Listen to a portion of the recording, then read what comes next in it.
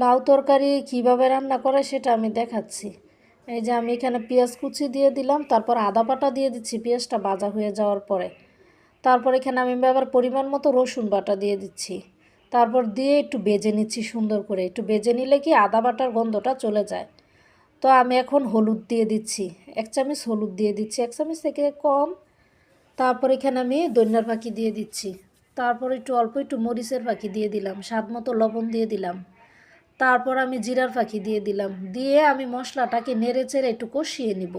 মশলাটা কষালে কি রান্নাটা খুব হয়। চিংড়ি মাছ দিয়ে দিলাম আমি।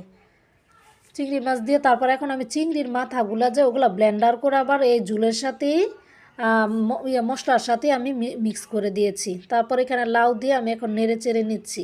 তারপর কিছুক্ষণের জন্য আমি দমে ঢেকে রাখলাম। তারপর একটু পর পর আমি নেড়ে দিচ্ছি। তারপর আমি এখন পরিমাণ মতো পানি দিয়ে দিচ্ছি।